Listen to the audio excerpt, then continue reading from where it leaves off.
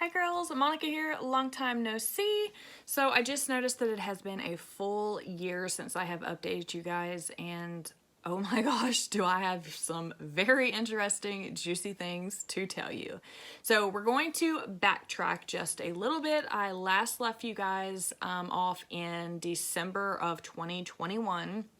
I had just moved in to my big new building here on Main Street in my town. I was so excited. I had like stars in my eyes, like the sky was the limit. I had earned this, you name it.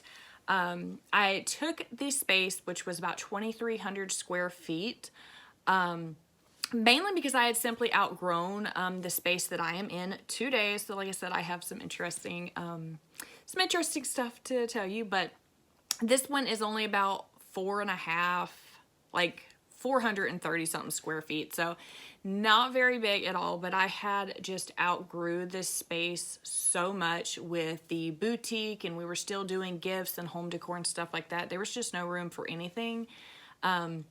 And I'd actually started kind of like shopping around, looking in a bigger town to move my business to. And that was kind of just a bunch of dead ends there. It just never worked out for whatever reason. And then I had the woman that owned the building on Main Street come to me 3 times and tell me that she wanted me on Main Street. And I was like, okay, well, this is where God is pointing me. This is where he's wanting me to go. So we did. We made the decision, which was very, very scary and hard. To go and to move up there on Main Street. It seemed like that was the next step because business was booming. I was just full out here. So we did, and it was very interesting. It was fun. It was scary. It was just a lot of mixed emotions. The end result now, I don't know if I would have necessarily had done it. Looking back on things and knowing what I know now, I don't necessarily know if I would have made the choice to go there, and I will tell you guys why. You know I'm very long-winded, so these are probably going to be in parts. So this first part, like I said, we're kind of backtracking. So December rolled around, you know, we celebrated Christmas, Riley's birthday, everything. After the holidays, especially in like the boutique world, the gift world, stuff like that, retail, it is very slow because everyone has just got new things for the holiday. You know, whatever needs to be returned, people are returning. So it is very just low-key dead, which I know that and I understand it because there's not really a need to really shop after Christmas. You usually try to dump off a lot of inventory so you don't have to worry about taking the end of the year inventory. You don't want to take it into the new year, so forth. So there's a whole long system there. So we get through that. January is slow. I'm already ready for Valentine's Day. Valentine's Day, you get a little pick-me-up, but not too much. I did a really beautiful window display. I had these big windows, and I moved over to TikTok, so if you want to kind of look at my journey over there at Shop the Bored Gypsy, I post a lot of like outfit of the days and stuff like that. But anyways, I'd done this really beautiful Valentine's window display. I was really excited about that.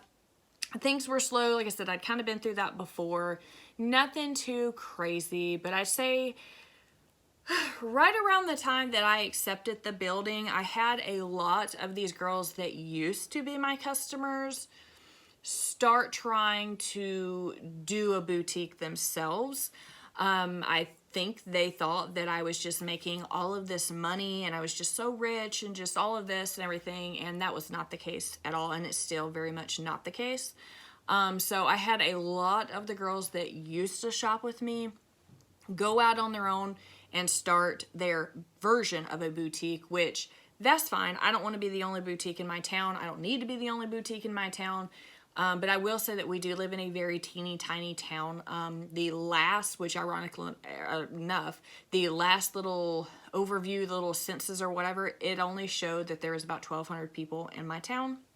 And that was in 2021, and not really much has changed. So anyways, they all started to try to go and have their version of a boutique, and I was fine with that. I was like, okay, whatever. But one thing that I had like really made abundantly clear to everybody is do not copy me.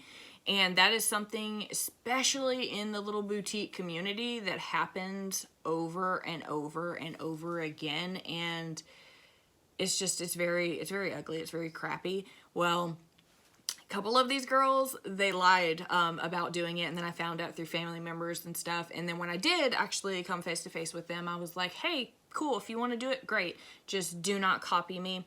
Well, lo and behold, they went and started it, and they started copying me. When I would do my Facebook Lives, word from word, like what I would say and do in mine, they tried to adopt and do the same thing, and it didn't go over well. And when it didn't go over well, I was made out to be the bad person, and it was like, you copied me. I came up with my whole bit myself, you copied that. And another one, she made it like a personal vendetta. As soon as I announced that I was moving to a bigger building on Main Street, she made it like personal. She made it a personal vendetta for me to go out of business. And I'm talking about like crazy stalkerish stuff.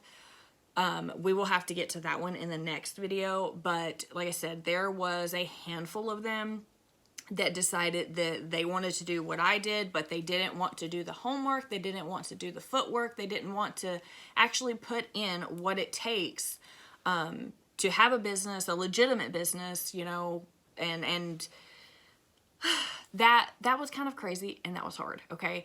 That took a toll on me, but I very much just tried to press through and to carry on and look forward to things that were coming in the future.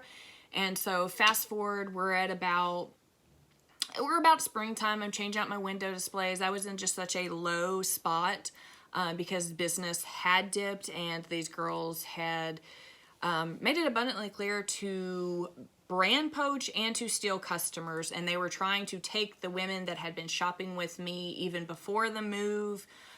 They were like sending them out friend requests, and I hate to say it, but they did succeed on actually taking some of my customers that, like I said, had been with me since I was doing just like home decor, or even before then.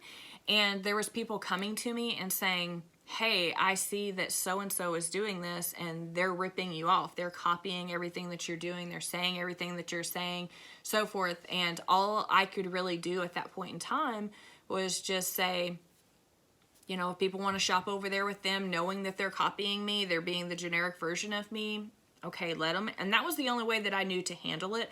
I didn't ever say anything to these people. I didn't ever fight back. I didn't do anything. I just kind of kept quiet, kept to myself, because it was like eventually they'll get tired of spinning their wheels. Eventually, you know, they'll get tired of trying to pretend to be someone else, because it gets very tiring. If things do not come natural to you, you know, and you're having to really work to do those things or go out of your way to do those things, you'll get tired of it. You'll get burnt out on it. And so that was all I could really do, was like, you know, if you want to go over there and shop with them, knowing what you know, okay.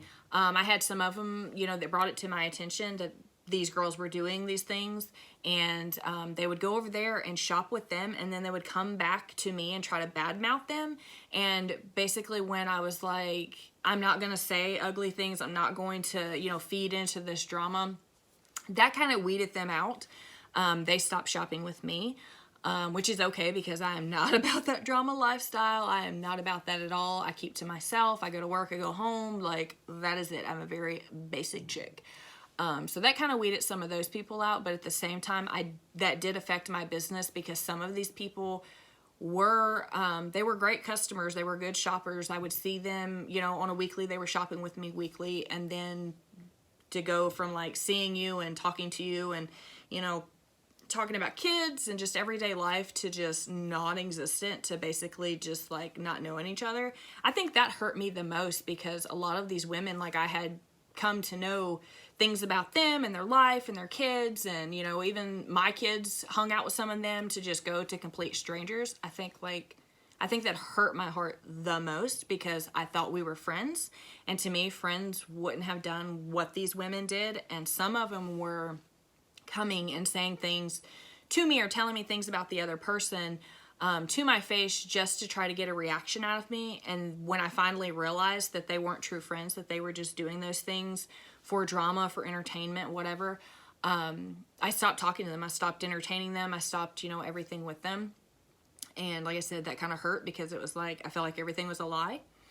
So we will have to go to part two because, like I said, I'm very long-winded. So stay tuned for part two.